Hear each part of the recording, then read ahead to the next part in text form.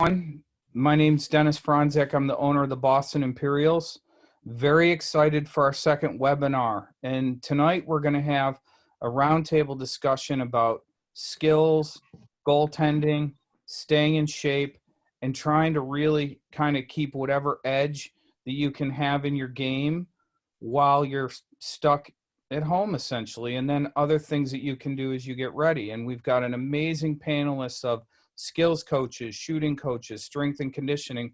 And I'm going to turn it over to our guest moderator tonight, Ian Moran from Neutral Zone and the new general manager of the Greater Boston Eagles, an amazing program, and we will kick it off. So thank you all for attending. And during the course of the webinar, feel free to send in questions, and we will hold those questions till the end.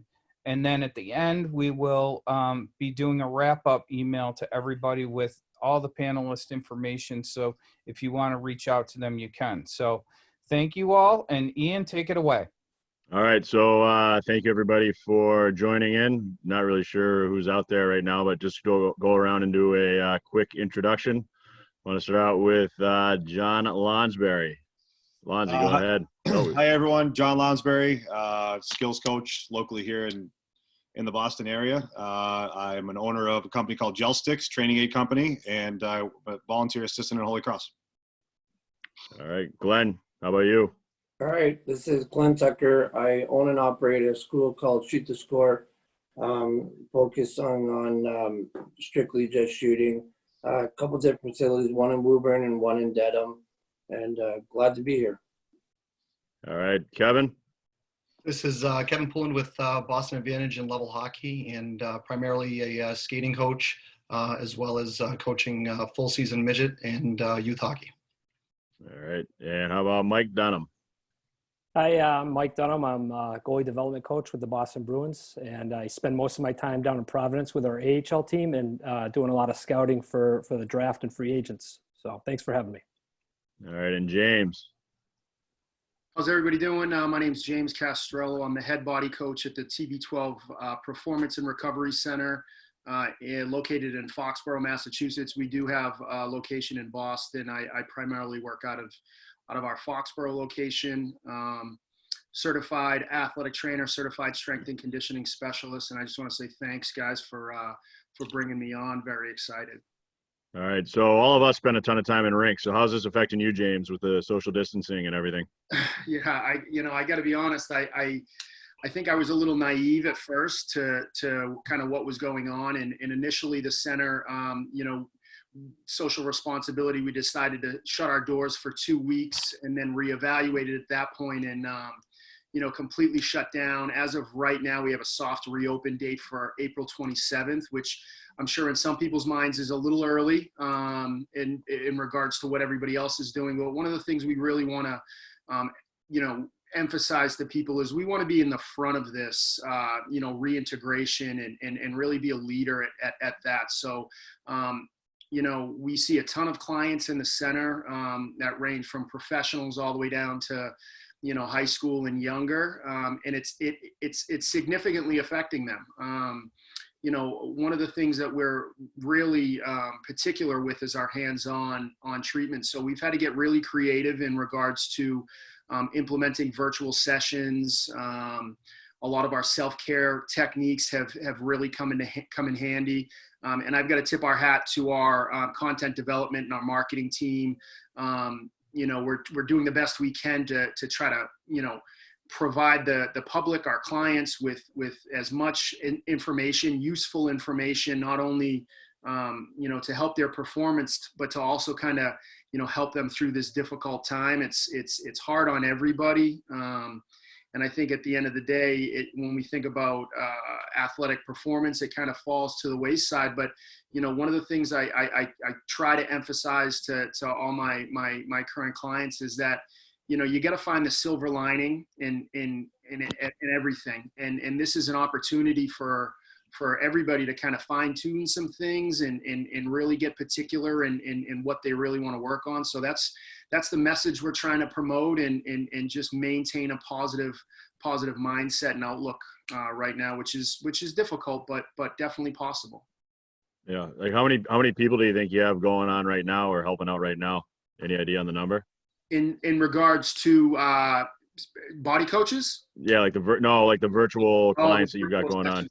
Yeah, we're probably seeing an average of 50 or so a day between both centers. And that fluctuates a little bit. So it's been positive. And again, trying to think of silver linings, this was a service that we wanted to implement down the road because a lot of our clients can't make it to Foxborough and or Boston. And this kind of, forced us to do it relatively quickly. And I've been really happy with the results of it.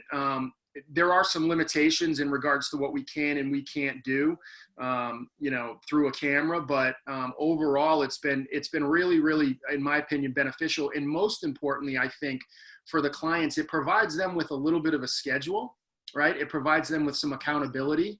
And I know personally, that's something that I struggled with when I was sitting at home for 2 weeks is kind of getting back on that schedule. And I think, having something down on paper where, it's something that needs to be achieved, accomplished, whether that's as easy as taking the dog for a walk, going for a jog, or practicing a specific skill set of yours. I think it provides some accountability. So I think the clients and the public have been pretty open to it. And from the surveys that we've generated, they've agreed in the benefits of it. So it's been good so far.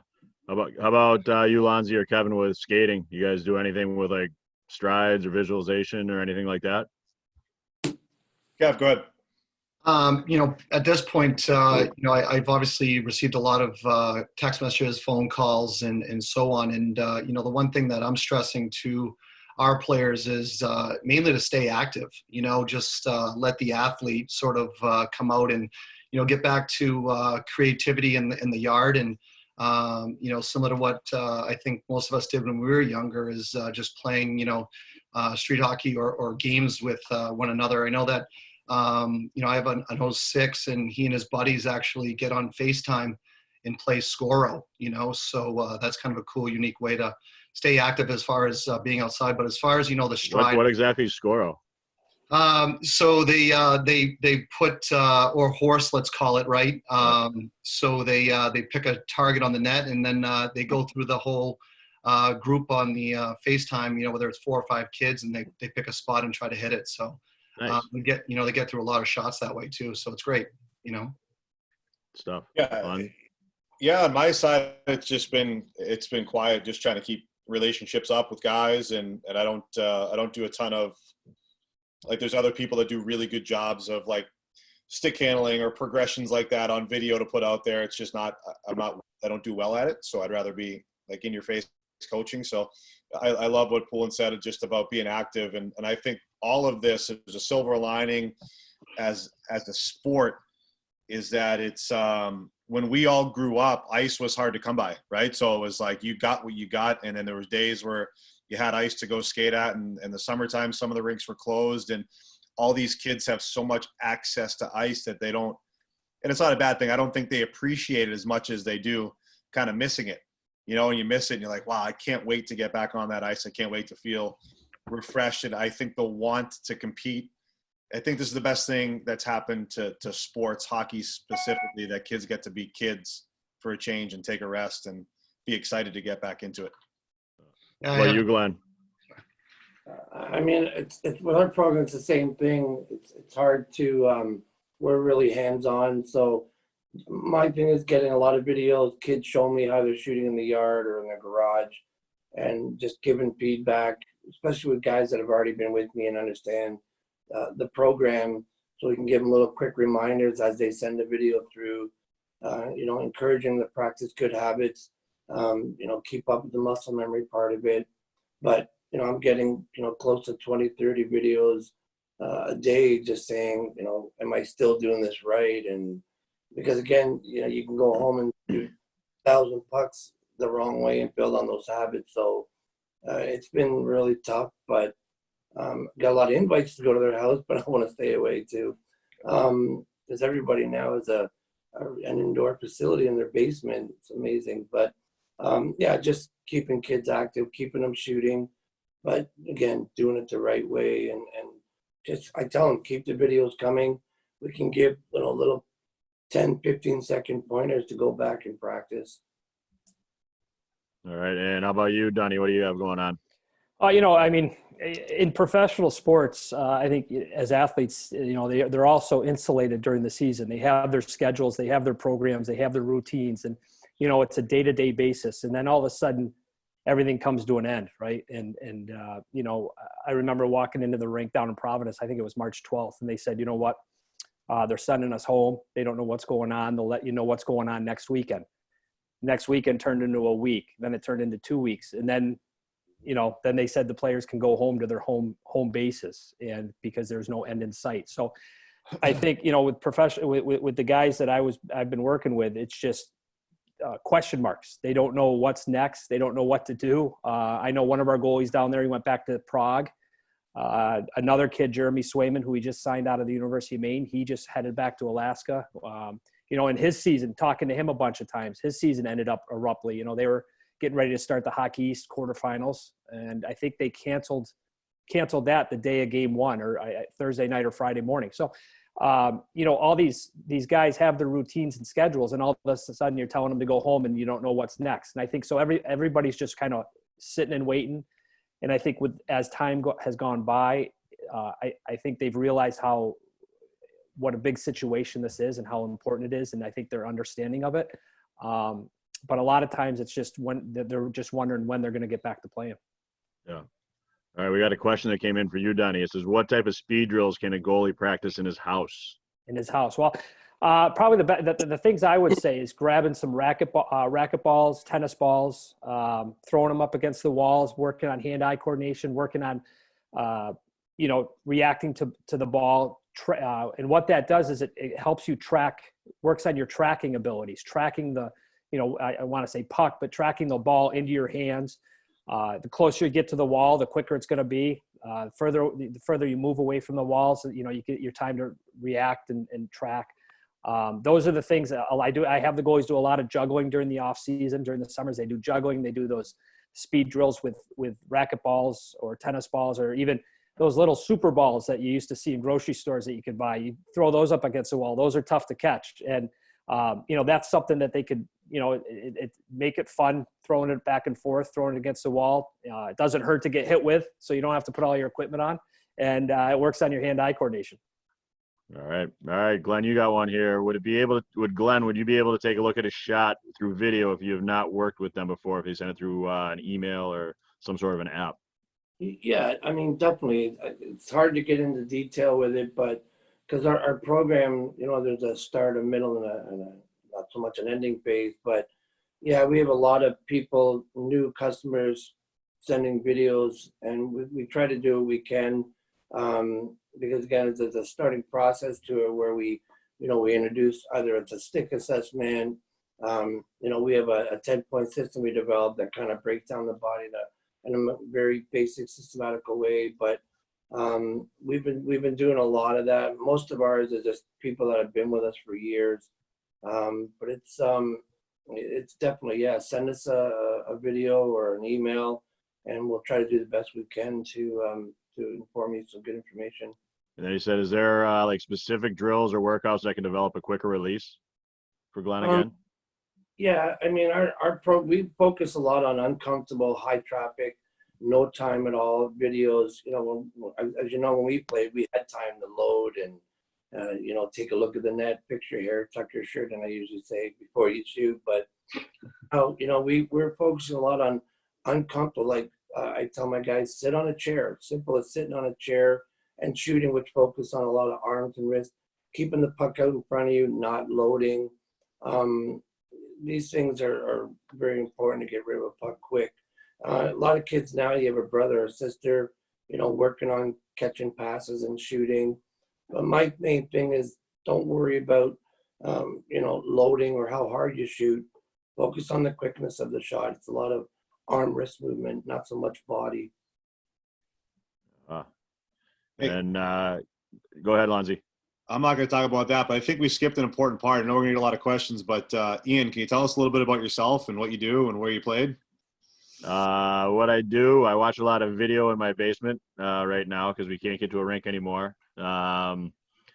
When we go and we do skills on the ice, I'm a little bit different than everybody else. I think there's a lot of, Lonzo, you do a great job skating. Kevin, you do a great job skating. There's guys that do tons of stick handling and skills. I'm a big proponent of guys getting in game situations where you have to throw different things at them where, it might look foolish when you're looking from the outside, but every pass has to be a sauce pass. There has to be indirect passes, or you can do whatever you want, but when you shoot, it's got to be a one-timer, incorporating things that would happen in a game rather than just making moves at a tire or something like that.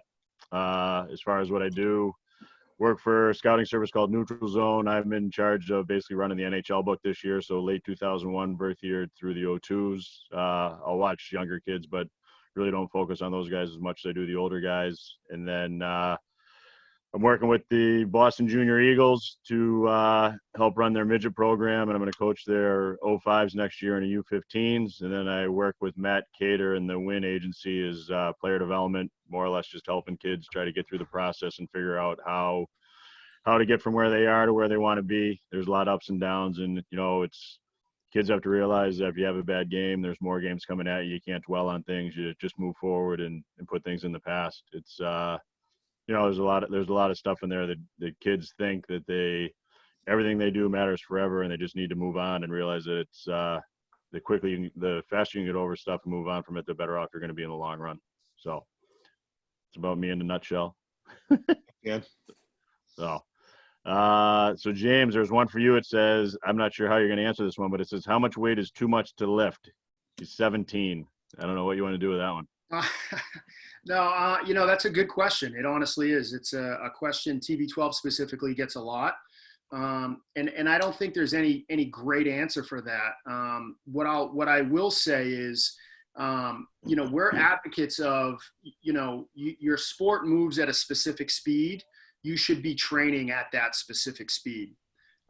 Everything we do is explosive. So we want, as far as an athlete, so we want you to train at that speed. So if there's a weight that doesn't allow you to train explosively, then, in our opinion, that might be a little bit too much weight for you.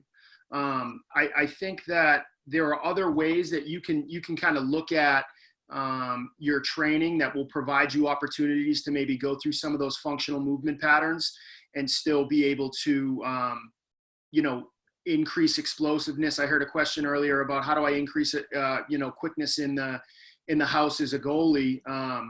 There are obviously specific goalie drills that you can do, but what I challenge everybody to do at this time, I think hockey is a unique sport because you guys need your ice. You guys don't have your ice.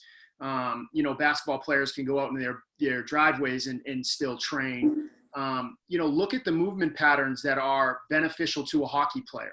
Break them down, look at those movement patterns, and then train those specific movement patterns under load. And what our recommendation is with resistance bands.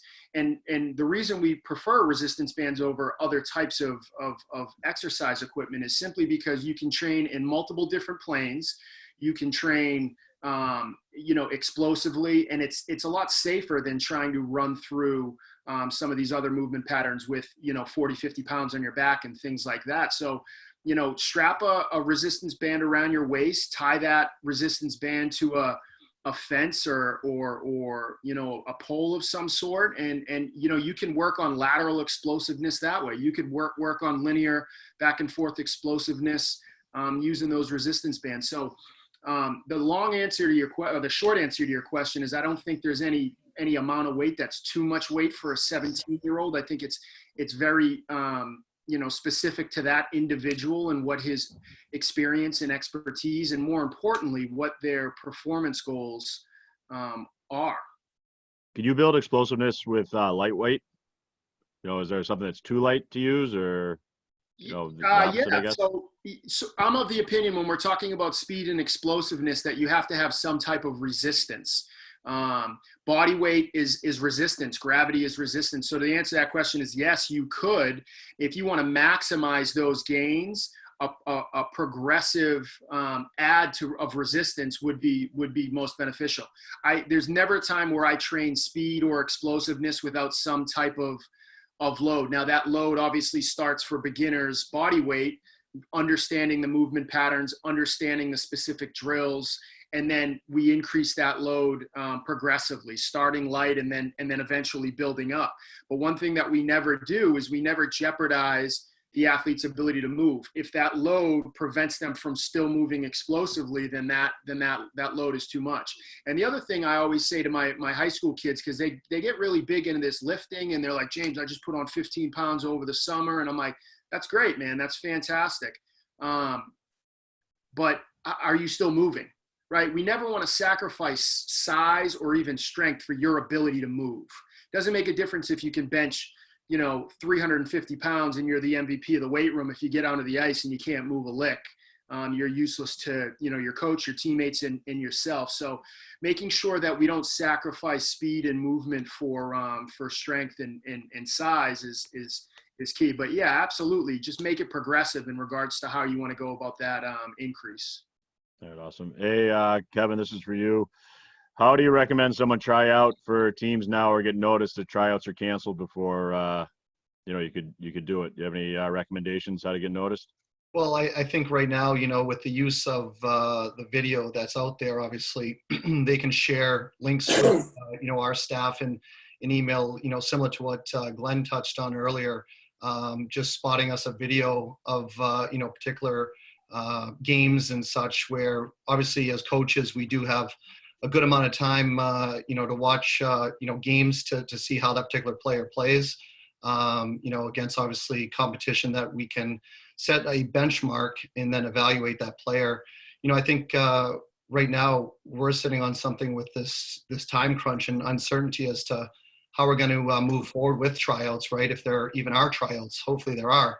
I think that potentially, if we could get some ice time in June and, get some of these kids back on the ice, the biggest thing for us is, with these kids being off for maybe a month, 2-3 months, right? How are they going to try out in that environment? So, I think the video is a good way of doing it. At least we can get a snapshot and then have further discussions with our staff, and obviously talk to a panel such as you guys, with many of you seeing many of these kids play throughout the year or past 2 years can give us a good guide to if that kid can play at the level that we're looking for him to play at. So, how about you, Lonzy, with college kids at Holy Cross and recruiting? You have any way to find like late kids? I have no idea what your class is coming in or who's leaving, but.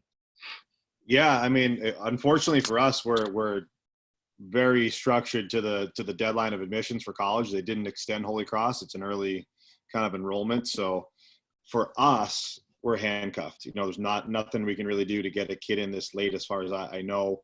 I think the other coaches have a better grip on that. But other schools in the Division I world, there's still guys out there. And again, that uncertainty of what I'm understanding is that, like, let's take a kid, for example, who's not on scholarship. And he's Canadian or European, like dollars everywhere are tanking, right? So there's kids at schools, not in particular, but that I know that might not be able to afford to come back next year because of the economy, right? So it's gonna open up spots in different schools. Even in the Division III world, we're seeing a lot of that. A lot of the Canadian kids that would come down and play Division III hockey are unable to afford it. So they're either playing another year junior or might go to CIS up in Canada. So it's people that are still looking, if there's any older players that are still looking for that college opportunity or anything else, it still may be available. So just stay on your toes and contact people. And the worst answer you're going to get is no. And we move on from that, but you got to find out. If you don't ask, you'll never know. I got a question for you. If you're an older kid, say you're a 99 and you're aging out of juniors, would you, as a college coach, rather the player reach out to you or have their agent or their advisor reaching out? That's a tough question. I'll dance that one a little bit. I think the players should reach out at this point. Yeah. I think it's that personal connection. I always tell kids to, when you're writing an email to a school, just be very personal about it. We don't need to know you had 48 goals and 94 assists and 300 penalty minutes. We have the elite prospects, we have all that stuff. So, but it's like, it's, hey, my name's Ian Moran. I played at Boston College, or I played, at Belmont Hill, and I'm really interested in your program, academically, athletically. Here's my coach's information. Here's my information. here's some games in the past. Would love to hear back. But just be very formal, very straightforward. Keep it short. Keep our attention. Oh, that makes sense. James, you're back up. What they're looking for: basic, good drills for foot speed and agility. Any recommendations? Yeah. So there are a handful. There are a ton that we could kind of walk through. Again, I'm a big advocate of the resistance band. So, I don't know if the accessibility of, ladders and things like that, but, basic ladder drills, or, even drawing a ladder in the chalk, and adding some type of load while doing that ladder drill. Like I said, a band, a lightweight vest, something like that, and basically just working on those foot contacts. When you talk about foot speed, the goal should be to focus on foot contacts. Don't worry about how fast you go from point A to point B. Worry about how fast you can move your feet, and if you can do that through different and more challenging movement patterns. We've got a huge library of sports-specific videos, hockey-related, agility, speed-related, all of these things. And I'll be providing Dennis with a link to these videos, so you guys can just go to the folder, click on the link, and we'll have a variety of different body coaches kind of going through these. One that comes to mind is a body coach filmed it the other day where they've got two resistance bands attached to one another directly behind them, and they're running through their ladder drills forwards, which is resisted, and then also, again, to work on that foot speed and foot contact, the same thing coming backwards, so it's assisted. And then in between each set, what they're doing is large skater bounds back and forth all the way down, and then back and forth all the way down, and then running through another drill. So you can see how adding a simple band to something like this would be extremely beneficial. The other thing that I would recommend for all athletes when it comes to foot speed and explosiveness that you can do anywhere is plyometrics. Starting with small hops in different directions, whether that's forward, backwards, side to side, starting with double leg and progressing to single leg. That's a great way to kind of work on foot contact and kind of getting off the ground quickly, and then progressing those to higher in the air and more explosive types of movements. Now, there's a lot that goes into this in regards to progressions and things like that, but I'll definitely be passing along some good information for you guys to kind of check out, and feel free to reach out to me directly if you have any specific questions. We spend a lot of time and effort in our ability to kind of treat people remotely with all of the videoing, the taping that we did. So we've got some pretty cool things out there. Nice. And then this leads right into Dunny. So for goalies, what do you have for explosiveness, lateral movements? Well, I think what James just mentioned, him putting some stuff up there that they'll be able to look at and take out there and try it out. On the ice, we do a lot of skating drills. The legs and the core are so important for goalies because they have to be able to move from point A to point B and be in position and be in balance before they even go and make that save that they need to make with the explosiveness. So there's a bunch of things that happens there. They got to have strong legs. They got to have a strong base. They got to be able to get a good push off one blade to get to the next side, the other side of the net. And then from there, they got to be in balance when they get there, and then be explosive enough to make the save and react to the puck. So, on the ice, I do a lot of skating drills. At the beginning of practice, we usually spend 5-10 minutes every day with the skating drills to get them in balance, to get them quicker. The more that they do it, the more that these goalies do skating drills, the better they're going to become. And sometimes it's boring, to be honest with you. It's just basic goalie. The crease isn't that big, but you get them doing a bunch of skating drills for 5, 7, 10 minutes, day in and day out. It's amazing how much quicker and more comfortable they get on their blades and on their feet, because at the end of the day, they're going to go down in their butterfly. And that's the save that they use most, probably 85% of the time. But to be able to go into that butterfly in balance And with quickness, they have to have strength to get to their positions and be set on their feet. And so, the off-ice stuff's so important. And I think James could speak more about that with him knowing what he's talking about there. And with me, it's just the on-ice stuff of a lot of skating drills that I incorporate with my practices. Because most goalies, they know how to react to the puck, and they know they got to track pucks. But the biggest thing is being able to do it in balance. What age should the kids start doing that, Dunny? Does it matter? Should they be like 10, 12 or younger? Or, these kids, I'd like to, kids can, as long as they're learning to skate even at 6, 7, 8 years old, they can do their skating drills. I'm not a big believer that the young kids need to worry about learning their butterfly at a young age.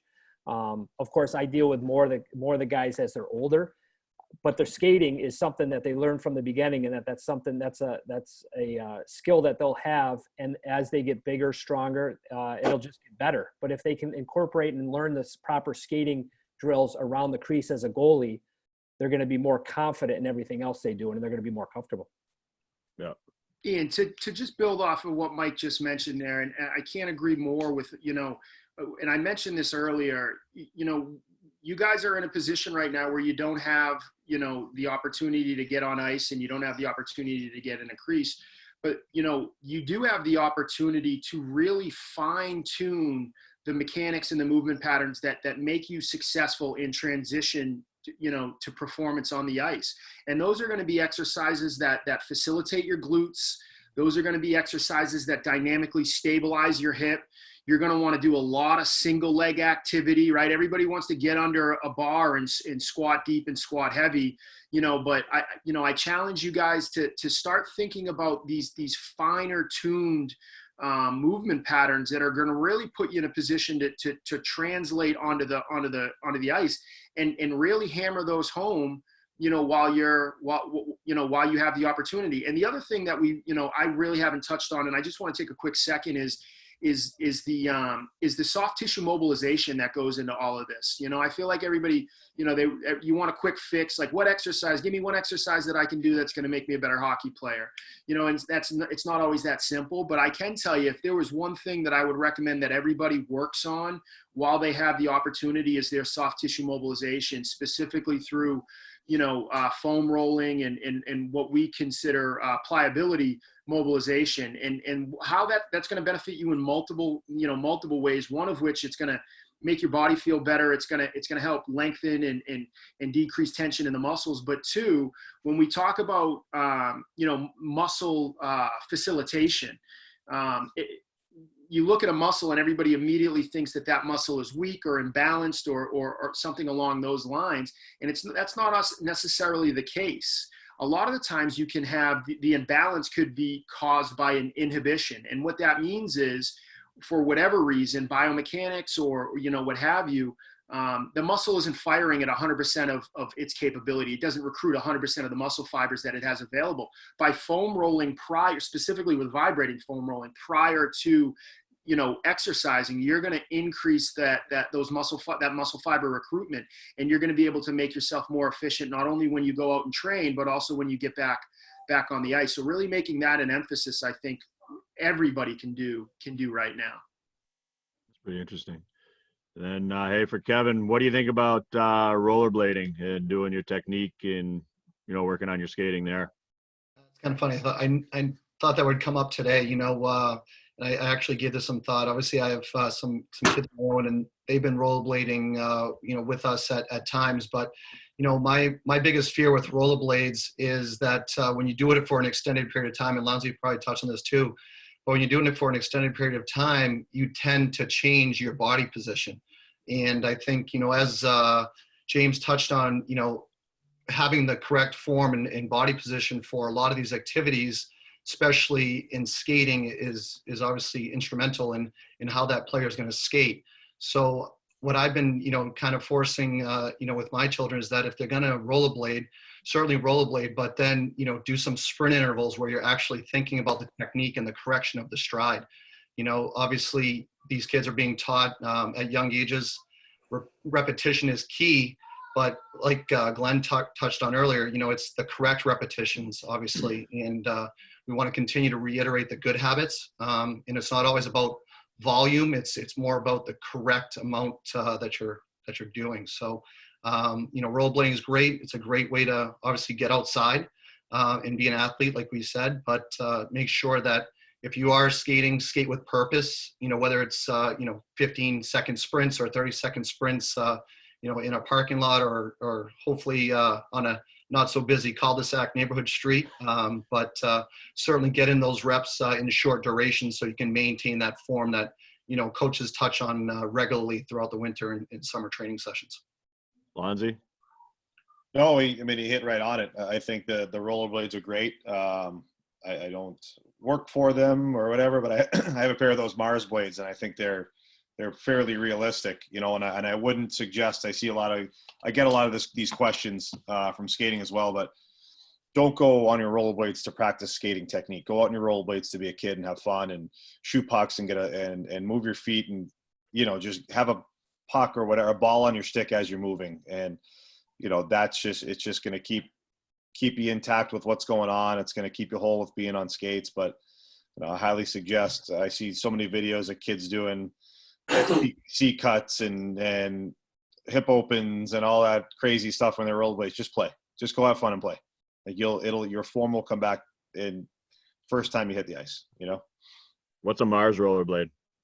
Those Mars blades, they actually made a blade holder too that goes on the skates. It feels pretty realistic. Like I put them on my CCMs, but you can buy the actual rollerblade as well. You can nothing stop, to do with the Mars bar. Mars bar, it's same thing. No, it's totally Same. Nice. I'm a big fan of the Mars bar. Doesn't keep me in shape, but I like those. A shape. Yeah, A shape, exactly, round. Oh, and then Glenn, what are good shooting exercises for a forward? The only difference between the forward and the D is it gets more about where you're from. So we focus a lot on when I tell kids are shooting at home, one, change the distance of where you're shooting from. A lot of kids get at home, they get in the same area and they shoot the pucks from the same place all the time. And when you're shooting, there's a different way to shoot when you're close to the net. There's a different way to shoot when you're further away. So when you're shooting in closer, we do a lot, again, quick shooting, because that's where you want your shot to be real quick. And when you're further outside, we focus a lot on, getting a lot of stick involved, body movement. So it's important to make sure that, change up your distance, change angles of the net. We're big on muscle memory. So whatever you're doing stay in that area for a certain amount of time and give enough pucks to build that muscle memory. What do you think about shooting with weighted pucks or the orange pucks or the light pucks or anything like that? Does it matter? I'm not big on those. I'd rather them shoot with something heavy in their hands, shooting something light, instead of shooting something light with a heavy puck. I know my dad used to give me metal pucks to shoot. Man, I'd shoot 2 or 3 of those. And what happens when you start shooting those, your body breaks down because you're more concerned about shooting it hard. So they get caught out of position. Their technique breaks down because they're more concerned about getting that power behind the shot. So stick handling, I encourage it a lot. I got a question about that a couple weeks ago about the new weighted stick that was out. And I just found for kids that were younger, it was too heavy. So the kids are breaking down, trying to get all that body leaning back. So I'm big on the heavy pucks with stick handling, not so much with shooting. Lonzy? No. I have, I think it's, our product's unique. And like I said, people are going to love it. People aren't going to like it. And it's, we have a lot of guys using it, have good function, but it's a product that I think is great for stick handling, shooting. It's great for different things, but I don't have I was shocked at how realistic it felt the first time. The one you gave me there to use on the ice that day, it was unbelievable how realistic it was. Yeah, we've changed the product around a ton with player feedback and all that stuff. We have, I think 50% of the NHL using it and 63 NCAA teams. Just, it's so many different functions. It's a great skating attribute. It's good to teach your kids to have strong wrists when you go and stick on puck, especially for defensemen. But it's, I'm not yeah, I'm an owner of the company. It's a great business, and it's about comfort for kids. It's what's going to get them better. If I think our product's great, again, some kids may have better success without it. But Glen's right. Like if you try too hard and you kind of, you're just going to wear yourself out. It's the same thing, I believe, with lifting and training. If you're worn down, you're going to start to lose all your mechanics. You're going to start to lose just the way you go about it, and then your form goes crazy and it's out of whack. I think it's the same with taking a minute and 15-second shift. You're dog tired. You're not put together. You're not going to skate efficiently. So it's, I think if it's used for the right person, it's a fantastic opportunity. But he's right. I think it's kind of preference to what you're training for. I also do. I mean, if you're using it 1,000 times, that's it defeats the purpose too. Yeah. I mean, the older guys, I encourage it a lot. I just found that with the younger guys, younger kids were focusing so much on how to shoot. And then I noticed you have a younger kids one too. Which again, earlier you didn't have that, right? No, we didn't. Yeah. So I saw the younger one and I thought that was better for the younger kids. I had a 10-year-old came in with a senior stick that seemed like it weighed, I don't know what the weight is, but it seemed really heavy. And I'm like, I think it's great. But younger kids, I just found they were more concerned about how hard they were shooting instead of, the technical part of it. Lindsay, can you slash people with them? I mean, we can't get sued because we have we have our rights on the stick, but no, it's good. So. All right, Dunny, back to you. Do you have any puck handling drills for goalies specific, just for the goalies? Well, first of all, the more they do it, the better they're going to get.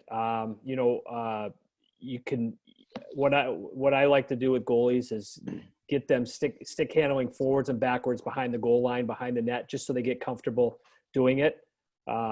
It's not easy a lot of times, especially for younger kids with a catching glove on your hand. It's very difficult. I mean, I had a difficult time doing it when I was in the NHL. So it's hard to do and it takes a lot of practice, but the more you practice it, whether it's just simple getting the dump-ins and chipping pucks off the boards or making passes, there's times during practices where the goalies are kind of just standing there. That's a good time where goalies can, two or three goalies, whoever's on the ice with them, is start working on passing pucks. Then you graduate to throwing pucks at their, having the goalie shoot pucks to the other goalie's glove, dropping it and passing it back and forth. It's just a thing of the more you practice it, the better you're going to get. But you're not going to get any better if you don't practice it. And, even at the level that I'm dealing with in Providence, these kids come in, they're 19, 20, 21, 22. They still need a lot of work, a lot of these guys. And it's an ongoing process. And the thing is, the more they practice it, the better they're going to get at it.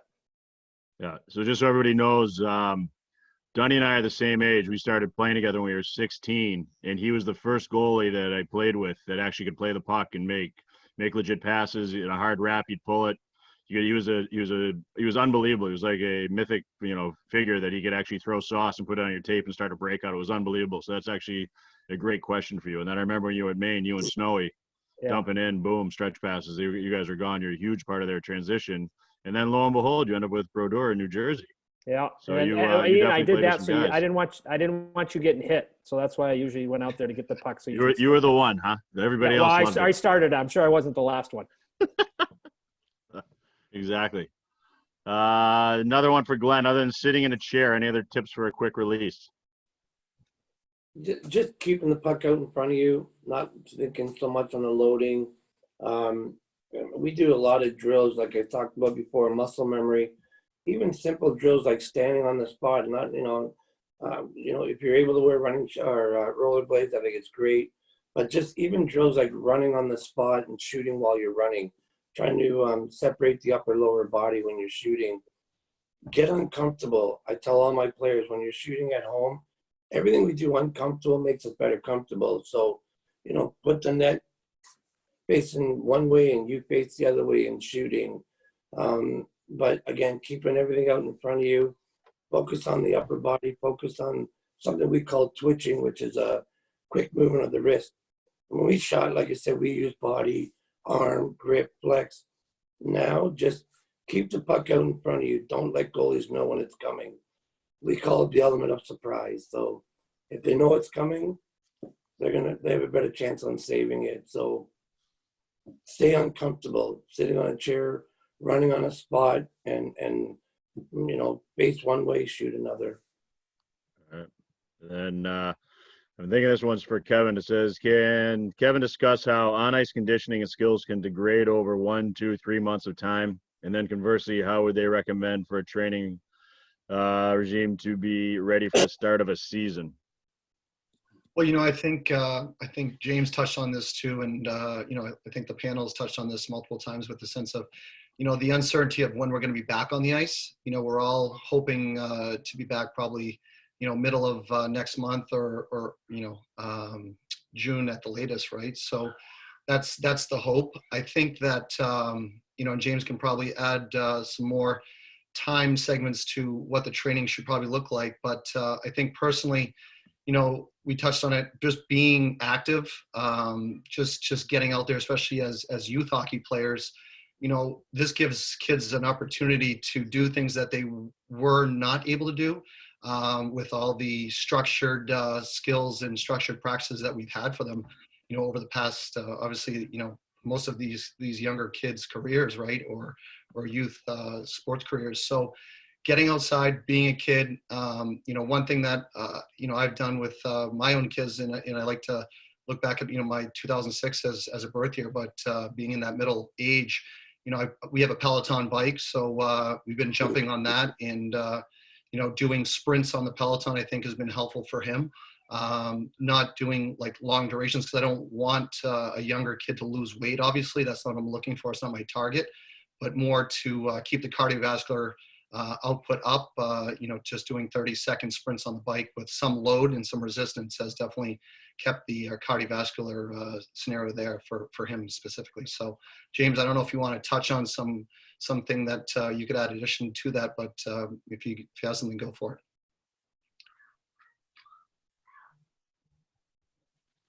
You're on mute, James. No. All right. What do we got here? This is for James. So when when lifting free weights, when's the time to add weight? Any idea? No. Oh, Yeah. James is out. All right. Let's see what we got here. Here's one for any of us. He's from a small town and plays low-level hockey very often. However, he plays AA and AAA tournaments, but he doesn't have any games and stats for AA and AAA coaches to look at, and he often gets overlooked. How are some ways to get noticed by prep school and other coaches? You cannot unmute yourself because the host muted you. You're on back, James. You're back. Yeah. All right, we're good. Sorry about that, guys. We moved on from your question. Yeah. We'll come back to you because you got a bunch here. Lonzy, how can kids get noticed? What's the best way if they're playing town hockey and lower level? How do guys get noticed? Again, I think it's important to, if you have a place you want to play or someone on your wish list, if it's the Junior Eagles or whatever it may be, or the Advantage, send them an email first thing to start, and hopefully you get a good response back. And technology, use as much technology as you can. You don't need your mom or dad taping your shifts, but there's Live Barn. If you're at a tournament, there's Hockey TV or whatever it may be. But try to find some video of your game and send a link over, and make the coaches see it. If they don't have the chance to go out to the rink, they have time to answer their emails and see a few minutes of it. But unfortunately, we live in a time where tryouts are super important, and or teams are kind of getting picked as the year goes on. So you have to put yourself out there, and you have to be uncomfortable a little bit about it. So, Pouls, what do you think? Yeah, I think that's certainly true. I think, being in that certain sector, let's call it, whether it's AAA, AA, or single A, trying to progress up the ranks, obviously, as John touched on, it's one of those things where you got to self-advocate, I think is kind of the word we like to use in our world, right? And I think when kids self-advocate for themselves, it obviously draws attention to them, but also we can then say, hey, listen, this kid really wants to be part of this program, or, develop his skill set to play at this particular level. So, right then and there, that tells us something about that player, that athlete, and that kid, that he wants to be a better forward. And I think self-advocation is the key. All right. And then, James, how do they know when working out with free weights is the right time to move on? This is actually from Alexis Lafreniere, who's projected to be the #1 pick this year. So I don't know. I'm shocked he's watching. When working with free weights, when is it appropriate to move on? Yep. Yeah. So I'm assuming you mean move up in weight? Yeah, at a higher weight. Sorry. Okay, yeah. So again, it all depends on what your performance goals are. Generally speaking, if you have a specific rep or set range, if you're getting to the end of that set range and you can continue on with the allotted amount of weight there. So let's just say we're doing 3 sets of 20, and on my 3rd set, I'm at 20, and I can get an extra 3 to 5 sets, then that weight's too light for you, and you should add some more weight there and continue to progress. Again, but it's all dependent on what your individual goals are. There are some, goals that you may have in terms of speed and explosiveness where it wouldn't necessarily be an increase in your weight, but more so an increase in the reps, or you'd be looking to increase height, distance, if this was some type of plyometrics. So generally speaking, if you get to the end of that rep range per exercise and you can continue on, to 3 to 5 more, then you probably should make a change one way or another. Your body's adapted to that, and it's improved. Does that work the same way with bands? So the bands, there's tougher bands? Yeah. So with the bands, we go, it's a little bit differently in regards to how we would schedule our progressions. But it is exactly that. It's you've got low resistance bands that we use with our post-op rehabilitative patients, and then smaller muscles like, maybe the rotator cuff, or, if we're going through big motions, we might use a really, really light band, and they go all the way up to extra, extra heavy. And we've done a little bit of research on them where you can get up to 5, depending on the stretch of the band, up to, close to 500 pounds of resistance at that end range of the band. So they definitely go pretty heavy. And I wanted to touch on, Kevin's comment too about what he's doing with his kids right now. I love that idea. We're big advocates of, especially now because we're all indoors, HIIT training, which is high intensity interval training, where we're using smaller bursts of energy over, a 30-second or a minute period of time, whether that's bike sprints, whether that's, regular sprints, whether that's going in your backyard and doing one of my favorite workouts, a 300 workout where it's, 25 yards back and forth, anything that allows for explosive anaerobic energy production and then a rest in between. And then, we're in a situation right now where it's not ideal. And I hate to say it, but I see this quite often with the lower level high school kids that end up coming back in August in September, where they sat around all summer and basically just stayed inside and played PlayStation. And then they come to us, and 1, they're horribly out of shape, or 2, they end up getting injured or something like that. So it's really important that we take this opportunity to, 1, maintain what level of conditioning you currently have, or, try to limit the amount that you're going to lose. I don't have to tell this panel or anybody that's listening, I'm sure there's a difference in being in shape and being in hockey shape. You can be in phenomenal shape, but then you step on the ice for the first time and you don't think you're not in as good a shape as you thought you were, So the goal needs to be to try to minimize that reduction in cardiovascular fitness. And you're really going to do that with that HIIT training. And don't be afraid to throw, some distance in there too. Just you can keep those numbers a little lower, where we're talking about a mile or 2 miles, something along those lines that I think at the end of the day would be beneficial. We recommend right now that everybody does something 30 to 60 minutes a day. You do something 30 minutes to 60 minutes a day, you add some interval training in there, and you're going to put yourself in the best position you can once things start getting back to normal. Lonzie, this one is for you, I guess. So when you were involved with Walpole, how does a player know when it's the right age to move on to juniors? That's a tough one. You think it's age or is it ability or? I think I mean, obviously you age out of high school, but yeah, I think it's age and ability. It's the when you're ready. I think that's a really hard question because there's so much junior hockey out there. It's insane. You obviously have your tier 1 and tier 2 leagues. If you have the opportunity to go into one of those leagues as an underager, you seem to be ready. They'll bring you out there. They'll give you a contract. They'll tender you, whatever it may be. I would be weary of if you haven't been recruited by, a handful of teams in your own area, and the team from the Midwest is sending you a contract to go play juniors for them. You're not ready. You want to be a player that is my personal opinion. If you haven't dominated at the level you're at yet, we're not ready to move on, because I think a big thing with development is confidence. And you see younger kids and teenage kids that don't have the confidence in their game. And that shows for recruiters, that shows for coaches, but you're not going to get better if you don't believe in yourself. And you're not going to, if you haven't dominated the midget level yet, don't make the jump to juniors.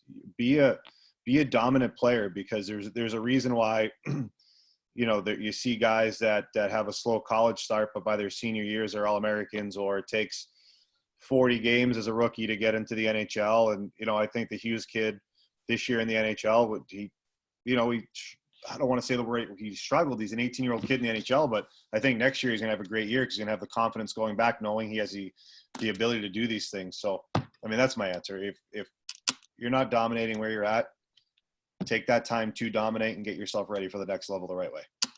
Kevin, you think the same? Fools? Yeah, I'd have to agree. I mean, obviously, through midget hockey, I think if, like John touched on, if you're dominating midget hockey and, you have an opportunity to play in the USHL or BC or the NA, I think that will certainly give you that opportunity that you're looking for to obviously grow your game, build your confidence. But like I think John touched on too as well, there's obviously the physical attributes that go into playing at that level. So, those two things go hand in hand with confidence, skill, ability, and then, the physical preparation of that player. So I agree. Right. And then let's see here. I guess, Dunny, aside from watching game film, is there any ways for goalies to train the mental part of the game? Yeah, I mean, one thing I tell my goalies is to break down the game each period into 4 5-minute segments. They play 5-minute segments. They do the best they can, and when that 5 minutes is up, it's a new game. So they play 4 mini games in each period. That way they don't get too stressed out. They don't get too overwhelmed, and they can focus on small goals. Goaltending is it's a position that, you stand around a lot of times when you're watching the play, and then all of a sudden it's on top of you. And then all of a sudden there's the pressure of having to make that save. So, the mental aspect of it is concentration, keeping things simple, and if goalies are square to pucks, square to shooters, and they track pucks, that's half the battle, because sometimes the puck's just going to hit them without them even realizing it. And that's being in good position. If they can, and that goes back again to skating. If they can skate around the crease, they put themselves in a position to make the save. That's half the battle. And then, they're not stressful trying to get back into position. But for goalies, it's a different position. You're an individual player in a team sport sometimes when you're stuck in that crease. And the important thing is the concentration and trusting your abilities. Every goalie gets beat by shots. Every goalie gives up bad goals. It's how you bounce back and get ready for the next one. And it's believing in yourself and knowing that you can make the saves. And that goes back. If you have good fundamentals and a good solid core of knowing your positioning and getting good position, staying square and waiting on shooters, that's what you can fall back on when you do give up that bad goal, because every goalie gives up bad goals. And it's how you bounce back from that. You know what? If you've made the save before, you're capable of making it again and just getting, goalies have to have short memories. And that's something they learn as they play more games and go up higher levels. And that's one thing you got to remember is you got to have a short memory. If you give up a goal, you move on and get ready for the next one. And, that's,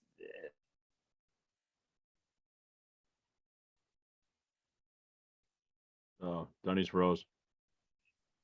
Anybody? Yeah, and I can expand on that just a little bit too. One of the pillars of TB12 is mindset, and like Mike just said, you got to have a short memory. Having a positive mindset isn't necessarily ignoring difficulties. It's more so that we approach them in a constructive and a positive way. And I think that it's no more echoed than in a goaltending's or a goaltender's mindset. Some other ways that these kids can think about approaching positivity and mindset is through cognitive training. That's, like I said, one of the pillars here at TB12. And I'm sure people have heard of things like luminosity. There are other things out there. We use a program called Brain HQ, which is basically, a more intense version of what that is. But there are ways to work on vision, peripheral, and a variety of other things that I think would be beneficial to goaltenders and athletes and alike. So everybody needs to, we spend so much time training our muscles and our bodies, we forget about our minds, and that goes into, sleep, wake cycles and having a positive mindset and the cognitive piece too. Yeah. And building off that one, then I guess it's for Tux and Pools and Alonzi. How much should their 16-year-old son be on the ice in the offseason? Let's say they're hitting the gym 4 times per week. What's a good amount to do of on-ice skating and skills? Pools? Yeah, I can start. I think, there's obviously the traditional camps that are out there, which are, the week-long camps that I think going back we were accustomed to. I think one thing that's kind of really transition the development of kids and skill development overall is obviously the ability to put all aspects together, meaning shooting, puck handling, skating. I think putting that all together in a 2-hour block for a lot of these kids over the course of a summer, whether it's 3 times a week for 2 hours with obviously a workout, I think has gone a long way in changing the way we can teach and work with these athletes. I think when, going back to when we did camps and had kids in for 1 solid week, I think by Wednesday, the kids were toast, and obviously very fatigued and they probably haven't skated for, a month, maybe, 6 weeks, and then they're coming to skate with us for a week. By Wednesday, they're gone, they're toast, So I think the new structure of many of the camps that are out there, going for 2-hour sessions 3 times a week over the course of 5 or 6 days has been beneficial for us as teachers and coaches to work on their skill set in different ways, whether it's skating, shooting, like with players and coaches such as Glen and John. So I think personally, we've seen a lot of success and growth in those 8-week development camps or 6-week development camps where they're skating for anywhere from 4 to 6 hours per week, throughout the summer. Yeah. Well, Tux, what do you think? I think one, you guys mentioned a lot. One, wherever you're skating as far as camps, definitely, having some fun while you're doing it. It's amazing how this sport's become a 7-day-a-week sport. Thanks to those great, intense parents. And hey, it's good for the business that we're running, but at the same time, someone mentioned it earlier. As bad as this whole Corona thing's become, I think it's been good for some of these kids to step back and take a break, and get back into the fun of it. But I think now, some players that come in 4 or 5 days a week where I have to tell them, take a break. You know what I mean? And I just think it's become, whoever decided to start practicing 7 days a week, it's become a trend where everybody's got to keep up with that one boy or one girl. And I think it's become a lot, but at the same time, they're trying to keep up. So 1, make sure you're taking your breaks, and 2, enjoying what you're doing while you're training. Lonzy? I think it depends on the player, and I think it depends on the teacher as well. I don't like my guys for the summertime. They'll work out typically 4 days a week with, said workout trainer wherever they're going. And, July and the first few weeks in August, I see guys for twice a week and for an hour session. And we keep the group small, 5, 6, sometimes 8, depending on the group. And then when we get closer to the start of the season, so the NHL guys will report like September 10th or something around then. So as we get towards the end of the summer, we ramp up. We add a tiny bit of conditioning in there, not much, but we go to 3 days a week. So you're looking at the last 2 weeks of August heading into training camp or heading to college. It's they'll skate 3 days a week, like Monday, Tuesday, Thursday. So they have that off day as Wednesday. But usually Tuesday, Thursdays leading up to that. So, I think it's the important thing is to be as strong as you can going into your season. So I think it's really important that the fitness piece is there. And then for on ice, as long as it's a consistent touch and you're continuing to build on skill. I mean, I'm a 2 hour a week build up to 3 hour a week kind of guy. All right, Donnie, this is for you. Says, you got a question for Coach Dunham. When moving up to a new league, whether I'm just shy of talent, just as good or better, how would one stand out compared to the veteran goalie? You know what? When you're out there, if you're in control, making saves look easy, making pucks hit you, wanting to be out there, wanting to be in the net, jumping into the net whenever it's open. When you got to really, you really got to take your destiny and just say, hey, I want to do this, and I'm going to jump out there whenever I get a chance. I'm jumping into that net, and then when you're in that net, you know what? Squaring up to pucks, squaring up to shooters. You don't want to be jumping and diving everywhere. You want to make the game look like it's coming to you. And I always tell goalies, you know what? You're the goalie. You're in front of the net. The puck's coming to you. So there's no reason for you to go jumping around and everything. As long as you're following the play and watching the puck, it's coming to you at some point. So that kind of keeps them more under control. And then because they're in better control of their body and everything, they're able to react better. Because I've always said it's tough to move in two directions at one time. I find goalies, they're going forwards, they're going backwards, then they're trying to go side to side at the same time and react. It's almost impossible to go forwards and backwards and then kick out left or right while you're doing that. So the more control you can have in your crease, the more control you look in your game. And that really sticks out, I think. All right. And then for Tux, you have a recommendation on stick length for today's elite shooter. Should it be chin or where, and the importance of identifying the correct lie?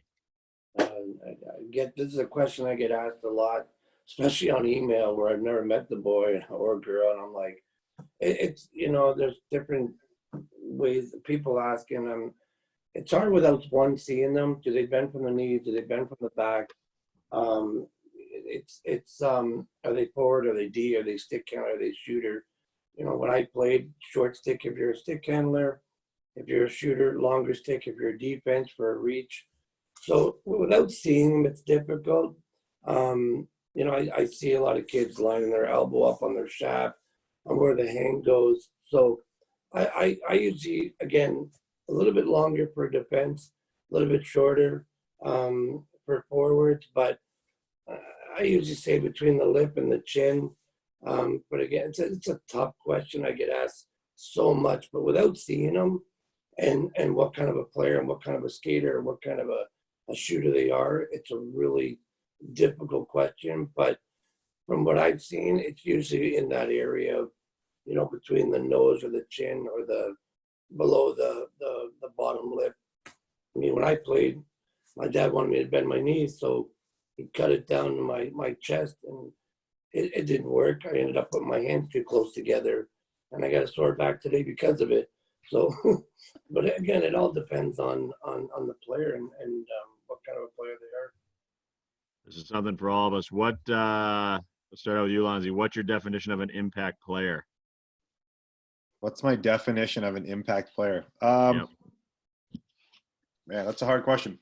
It's probably one of the toughest questions I've been asked today.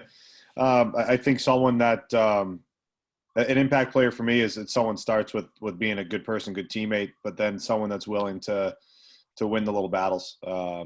You know, you gotta work for each other and gotta work off each other. So, you know, we talk about speed a lot in skating, and I look at impact guys the way they can skate, but the most important race in hockey is 5 feet, right? So that explosive player, you know, everyone looks for that, the Jack Eichel of skaters, right? And how perfect he is going down the ice, but like everyone skates differently. So it's that guy that's going to win that 5 feet. You know, the guy that's going to win those quarter battles and do the little things. So goal scorer is going to score goals, but impact players are 200-foot players that are willing to get in the little dirty areas, to score their goals, to block their shots, to win those 5-foot races and be a great teammate. Pools? Yeah, I mean, I'll piggyback on what John just touched on too. You know, I think being an impact player starts obviously first in the locker room and being, you know, a leader in his or her own way in helping that team, you know, be successful. You know, the 200-foot game obviously is touched on a lot these days, and I think that, you know, whether you're a defenseman or a forward, being able to play in all three zones is key. And, you know, we're going to have the goal scorers and the point getters and obviously the great goaltending that, you know, coaches such as Dunham are producing. But I think that, you know, from goal line to goal line and playing those 200-foot areas is key. So, you know, being an impact player starts in the locker room and obviously ends with commitment, you know, to your teammates and to yourself to be the best you can be. Donnie, what do you have being a goalie? What'd you see? Well, you know, for a goalie, it's making the saves you're supposed to make, making the saves that keep your team in the game, whether it's a 1-goal game, 2-goal game. You know, working hard in practice, showing up every day for practice, and you know, it's not always the funnest to be a goalie in practice when you see 300 shots, but if you work hard in practice, it's going to make you better for games. But I think it's for a goalie, it's just making the saves you're supposed to make and then sprinkling in the big save once in a while at the right time. Yeah, for me, it's consistency. You got to show up every day, practices, games, whatever, and you've got to be consistent. You've got to have that consistent level, getting better as the season goes on, as your career goes on, as you get older. Because if you're staying the same, then somebody's going to pass you by. But if you can stay consistent and make your bad games getting better and better, you're going to have a better impact on your team and be more valuable. So it's pretty easy one there. Not easy, but you know what I mean. Let's see. What should the practice to game ratio be when trying to develop skills? Is it better to play more games or get more touches and reps during practice? Alonzi, I can see by the smirk. Go. I think we're playing too many games. Yeah.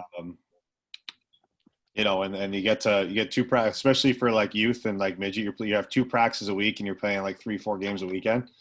So what are you getting out of practices? You're probably getting harped on about breakouts and power play because you're going into a 4-game weekend. You know, I think you're going to develop more in practice, obviously, but you need the game experience. So it's a really hard thing to do. I think where people, I don't think this is off track. It sounds right in my mind, but we work on things as skill development coaches in practice for kids of all ages, whether in the NHL or not. And the guys that develop and have the most success are the guys that go out and try it, because without failing, you're not going to get better. So, you know, Ian, if you and I skated a lot this year, so if we worked on something with a kid and we saw his development there and he was like, wow, he's executing, he's pulling it off. And then he goes into that game and he just reverts to old habits. Like, you know, it doesn't matter how many games you play or how many practices you play. So I think if you really want to find the best scenario possible, I think practices are important versus games, but take whatever you're learning in practices, whether it's a skill practice or a team practice, and bring it into your game, and you're going to see your game grow. And it's the people that are afraid to step in that comfort zone and get in that game and, you know, do that move or do something, is if they don't understand failure, it's never just going to get better, you know? You know what drives me nuts? I think it's crazy is that kids around here, kids in the Northeast, and you know, until they get to about U14, they skate 3 or 4 times a week with practice, and they play 2 games on a weekend. And then, you know, I'm all for being a multi-sport athlete and all that, but once they get to 14 or 15, you start playing split season, and the practice time goes way down. And I actually had a parent tell me a couple of weeks ago that last year's split season form was perfect because they didn't practice during the week and they played 6 or 7 games every weekend. And I was like, that is the worst thing I've ever heard. What the hell is wrong with you? Why? I mean, it's no wonder there's certain areas of the country that are kicking our ass and putting kids in the development program when you're playing 6 games on a weekend and not practicing. So that just is a pet peeve of me. It drives me absolutely crazy. When I had someone say that a parent say it was perfect because they put no practices and 6 games on the weekend, I thought it was absolutely absurd. But I don't know. Pools, you guys play the full season midgets in practice. What's your guys' schedule? Yeah, we generally for our midget programs, we offer 3 hour and 20-minute blocks. But we consistently do 1 skill session a week with all 3 groups. So even though they're practicing 3 times a week, one of those sessions is dedicated to all skill work. So whether that's simple stick handling KHAS drills, a lot of shooting drills, a lot of actually skating, just simply working on their stride, because we do a lot of this work in the summertime, and then come December you haven't touched on skating at all, and their form and technique has kind of disappeared a little bit. So revisiting those key points and breaking down, and sometimes slowing it down a little bit too, right? So being patient at times and kind of going backwards before you can go forward, even mid-season, sometimes will help those athletes get back to their skating ability, stick handling ability, and overall skill. So that's something we tend to stick to in our program and stay true to. But I think you hit on something pretty interesting, Anna, with the skill development in the fall, where a lot of these kids aren't practicing. They're obviously playing other sports, which is great, but they forget about the skill development that they're losing during the fall season. So staying true to that, staying true to the skills throughout the year. I think in college, even back when I played, I don't think we had any skill related practice, truthfully. We just did breakouts and regroups and practicing forechecks. We never continuously worked on skill. I think that's changed over the years, but keeping that through the midget classification is certainly a key to continue this development for kids across obviously the U.S. and even the Northeast. James, here's one for you. Somebody's read that fast twitch muscle fibers are improved when using 85% of your 1 rep max. What if you can't be explosive with 85%? What should you do? Oh, we got James. We'll get back to that one then. Hold on, yeah. I got it now. All right, there we go. Yeah, so that's a good question, and I think it's somewhat of a 2-part answer. It goes back to what your training goals are. If you are testing and or you're looking to build strength in a specific area, whether that's a squat pattern and or a bench pattern, something along those lines, I would say the answer to that is no. But I would just challenge you guys to think more so, not so much about your the 1 rep max, 85%, things like that, but think about your exercise selection is kind of more where I'm getting around to, rather than choosing an exercise where you're not moving at explosively. Maybe it's better to choose one that you are, and if we're taking the weight room into account, whether that's some type of snatch, clean, press movement pattern versus a bench press pattern.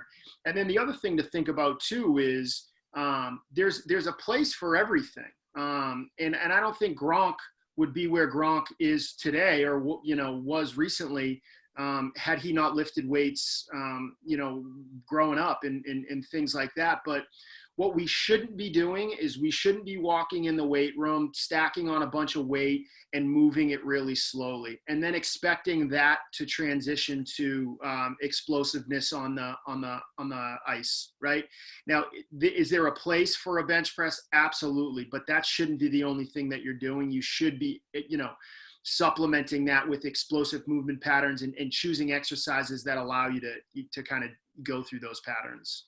All right, then I think last question here, James, do you take on hockey clients? Absolutely. Yeah, absolutely. We see a variety of different clients. I see tennis players. I see, golfers, weekend warriors. We see everybody. Absolutely. Yeah. All right, wrap it up here. Dunny, you got any last thoughts? You know what, for goalies, it's just like I can't stress enough how important it is to work on your skating. If you can't get to your positions to make saves, it's going to be tough to make those saves. So if you can skate around your crease, have patience on your feet, get to your spot that you need to get to before the shot's taken, you're going to have more success getting a piece of your body on those pucks. So I can't stress enough how important it is for just to continue working on your skating drills around the crease. Lonzie, What was that? final thought? No, I just appreciate everyone for coming on. But final thought is that, to be the best player you can be, just do whatever you can to make yourself stand out to other coaches, to other people, and be a great teammate and be safe during all this. Do what you can. Take advantage of the time with your family, Zooming with your friends. If you have questions, call your coaches. I mean, I think this is the most accessible we'll ever be as coaches, because we're always on the ice, we're in meetings, we're running a skill session or doing a shooting camp, whatever it may be. So if you have questions to people in your organization, if you have questions to people that want to go out, just reach out to them and, be safe during all this. Glenn, final thought? It was great. I appreciate it. Again, guys, stay healthy, stay safe, keep practicing. Listen to little things that you were told today, and I think this will all come to an end. We'll be on the ice soon. Fools. Hey, I just wanted to say, thank you to Dennis for putting this together, and Ian, thank you for moderating this Zoom classroom, so to speak. I want to leave obviously by saying, developing and staying in a positive mindset throughout this difficult time in our world, I think is key to not only the athletes that we're speaking with today, but just the world in general, and just making this a positive place is where I think we all want to go. And the more positive we are, the quicker we'll get back to doing what we all love to do. And that's working with kids and working with athletes. So, good luck, stay safe and be healthy. James, last thought? Yeah, and thank you, Dennis and Ian as well. I know I threw a ton of information at you guys, and I'm going to provide some links and content to Dennis to pass along. You guys can feel free. My contact information as well. Feel free to reach out to me directly if there are any specific questions. We've also got a ton of information at tv12sports.com, so feel free to reference that. And I just want to leave everybody with this is a very unique time for all of us, but I think if we focus on a few different things, maintaining that positive mindset, holding yourself accountable to the schedules that you have set up and agreed upon, and then making sure to get your butts out and just have some activity for 30 minutes and an hour a day. I think we'll all come out of this better than when we went into it, and we'll have a better appreciation for doing the things that we love that we aren't able to do right now. So thank you. All right. My final thought would be don't be afraid to have some fun while you're doing it. You shouldn't be if you're a parent and your kid's kicking and screaming going to the rink, you can see the guys that were just on here, they're all pretty approachable, and the kids should be able to have some fun when they're training. They're obviously going to get better. It can be serious, but it should be fun and should be enjoyable. That's what I got. And my final thought would be to thank all of these amazing panelists, James, Mike, Kevin, Glenn, Ian, John. Thank you so much for taking the time. Thanks to Scotty Fitzgerald for help organizing it, Tom Mason for coming up with the topic, and then everybody who took time out of their day to attend. I mean, you'll notice we all work for different organizations. We compete with one another. We work together. We're part of a hockey ecosystem. And during this time, I think the best part is that we all kind of come together as a community and can share ideas and just really just talk. And I think these things are really, really a great opportunity for all of us to just get together. And I want to thank everybody for coming. We will be sharing the recording. And like I said, I will be sharing all the panelists' information, and feel free to reach out to them. They all are very very qualified and unique in their field. And we promise that we will be holding another one of these and bringing together another great group of speakers. So I want to thank all the attendees for coming and wish everybody safety and good health. Thank you.